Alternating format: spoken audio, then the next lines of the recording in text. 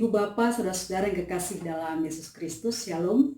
Kita berjumpa lagi hari ini di dalam ibadah keluarga, juga sekaligus hari doa GPIB. Sebelum kita membaca dan merenungkan firman Tuhan, mari kita bersatu dalam doa. Kita berdoa. Terpujilah Engkau ya Allah, Tuhan yang selalu setia.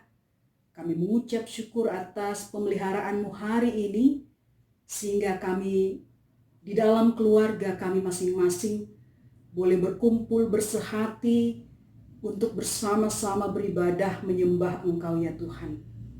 Tiba saatnya bagi kami untuk membaca dan merenungkan firman-Mu ya Tuhan.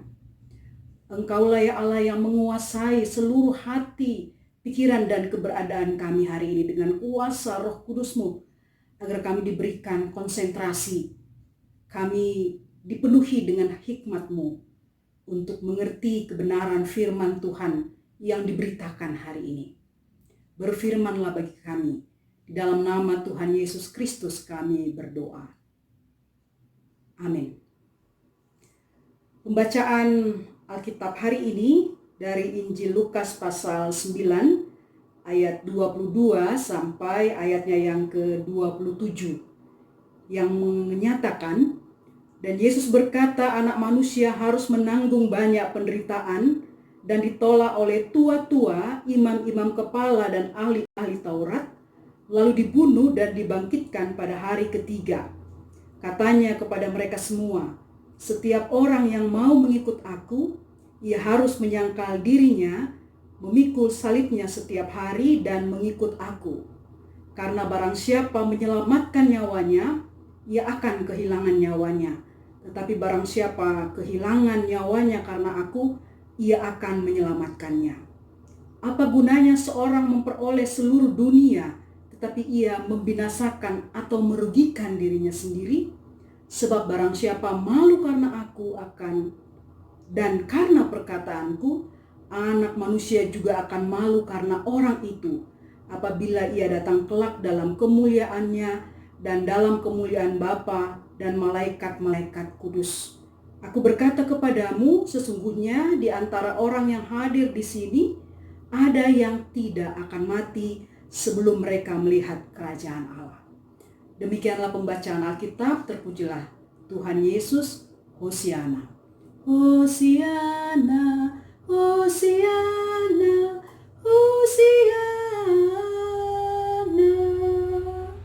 Ibu Bapak, saudara-saudara yang kekasih dalam Yesus Kristus, tentu kita ingat sebuah lagu yang menyatakan begini. Jalan hidup tak selalu tanpa kabut yang pekat, namun kasih Tuhan nyata pada waktu yang tepat. Mungkin langit tak terlihat oleh awan yang tebal, di atasnya lah membusur pelangi kasih yang kekal. Habis hujan nampak pelangi bagai janji yang teguh, di balik duka menanti pelangi kasih Tuhanku. Ya, begitulah sebuah lagu yang memang menguatkan kita bahwa hidup ini selalu silih ganti dipenuhi suka dan duka, dan juga tawa serta air mata silih berganti. Hari ini kita telah membaca firman Tuhan yang diambil dari Injil Lukas pasal 9 ayat 22 sampai 27. Murid-murid di perikop sebelumnya melalui Petrus sudah mengaku percaya bahwa Yesus adalah Mesias. Tapi sayangnya dalam pikiran mereka, Mesias itu adalah sosok yang berkuasa, yang terhormat, yang jaya, yang perkasa, yang mulia. Itu yang ada dalam benak mereka. Sehingga kemudian Yesus harus melanjutkan dan memberitahukan hal penting ini kepada para muridnya. Dengan gamblang Yesus mengatakan bahwa dia akan menderita. Dia akan dibunuh untuk menggenapi rencana Allah, yaitu keselamatan bagi manusia dan dunia ini.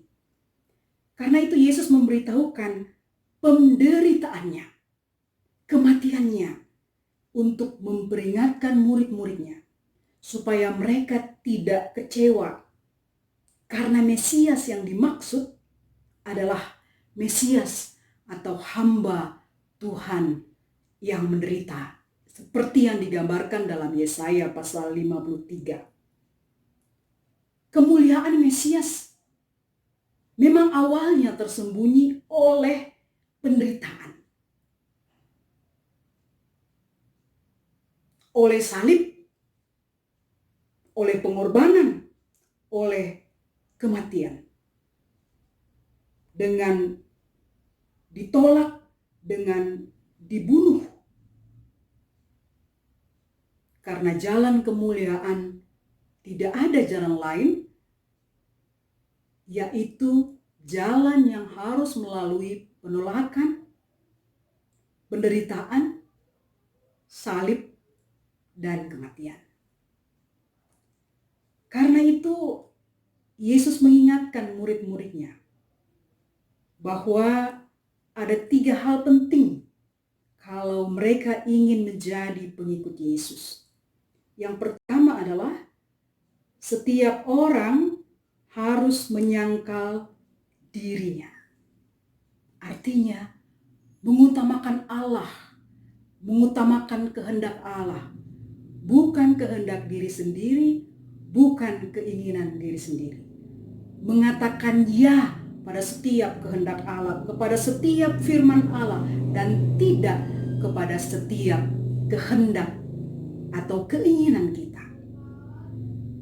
Seperti doa Tuhan Yesus dalam Lukas pasal 22 ayatnya yang ke-42.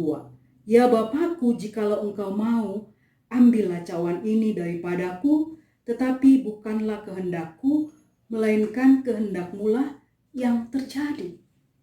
Kita punya keinginan, kita punya rancangan sendiri, kita punya kehendak sendiri, tetapi kita tunduk pada kehendak Tuhan, karena kita tahu itulah yang terbaik, itulah yang terindah di matanya. Menyangkal diri. Yang kedua, memikul salibnya setiap hari. Memikul salibnya hanya kecil. Berarti ada beban yang kita pikul, ada tanggung jawab yang kita pikul, ada salib yang harus kita pikul, ada penolakan, ada penderitaan, ada penganiayaan karena iman kita kepada Yesus Kristus.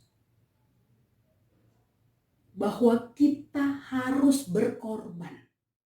Yang ketiga, mengikut aku. Yang berarti adalah kita memberikan ketaatan penuh, ketaatan yang sempurna kepada Yesus Kristus Tuhan dan Juru Selamat kita. Walaupun harus melalui jalan derita, jalan yang sulit, kita sungguh-sungguh taat karena kita sungguh-sungguh ingin memberikan yang terbaik kepada Allah. Apakah menyangkal diri? Apakah memikul salib? Apakah mengikut Yesus lalu berarti bahwa orang Kristen hidupnya susah, penuh dengan tangis dan menderita? Tidak. Dalam pembacaan selanjutnya dikatakan kepada kita bahwa barang siapa kehilangan nyawanya karena aku, ia akan menyelamatkannya. Bahkan siapa yang tidak malu mengakui tentang Yesus Kristus dalam hidupnya, maka kemuliaan akan diberikannya di dalam kerajaan surga. Itu berarti bahwa ada kemuliaan, ada kehormatan, ada keselamatan, ada kehidupan yang dijanjikan bagi setiap orang yang mau menyangkal dirinya, memikul salibnya dan mengikut Yesus dalam seluruh kehidupannya, walaupun dia harus berkorban, walaupun dia harus menderita. Itu janji Tuhan terhadap saya dan saudara-saudara. Hari ini kita bersama-sama merayakan hari doa GPIB dan berdoa sungguh-sungguh secara khusus untuk situasi akhir-akhir ini dan juga mempersiapkan diri kita teristimewa untuk merayakan kematian Kristus, Jumat Agung, sebagai bentuk bukti kasih Allah yang maha agung melalui pengorbanan Kristus di kayu salib untuk menyelamatkan kita semua. Saya ingin membacakan sebuah kisah. Ada seorang ibu dengan baju kumuh dan kumal datang ke supermarket. Namun dia tidak punya uang. Dia mempunyai 7 orang anak dan suaminya sedang sakit, sudah 1 bulan tidak bekerja. Dia meminta kepada pemilik supermarket supaya bisa belanja berutang. Tapi pemilik supermarket bilang tidak dan mengusir ibu itu keluar. Ada seseorang yang memperhatikan percakapan itu dan dia bilang, "Pak, biar saya yang bayar apa yang ingin dibelanjakan oleh ibu ini." Karena malu hati, sang pemilik swalayan ini mengatakan, "Oh, tidak usah, biar saya saja. Ayo Bu, silakan mengambil apa yang ibu butuhkan. Mana daftar belanjaan ibu? Kalau ada, silakan taruh di timbangan ini." Ibu ini sebenarnya ragu-ragu dan kemudian setengah putus asa. Dia kemudian menuliskan sesuatu pada kertas belanjaannya. Setelah dia menuliskan, lalu dia meletakkan ketimbangan itu dengan tertunduk. Lalu pemilik toko terbelalak karena jarum timbangan bergerak ke bawah. Dan dia menyuruh ibu itu untuk mengambil barang-barang yang diperlukan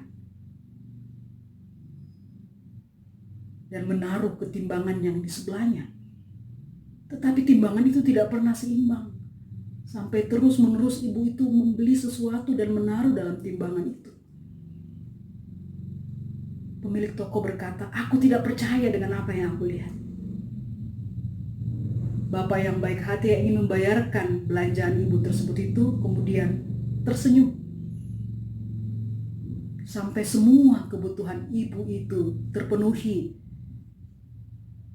Barulah kemudian pemilik toko itu mempersilahkan ibu itu pergi tanpa membayar apapun. Karena merasa jengkel, pemilik toko ini kemudian melihat apa yang tertulis di kertas kumal milik ibu itu. Dan dia membaca begini, "Tuhan, Engkau tahu apa yang hamba perlukan. Hamba menyerahkan segalanya ke dalam tangan-Mu." Si pemilik toko terdiam.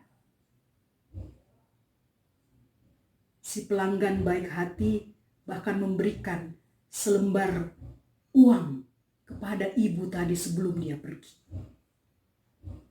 Si pemilik toko kemudian mengecek, ternyata timbangan yang dia punya itu rusak.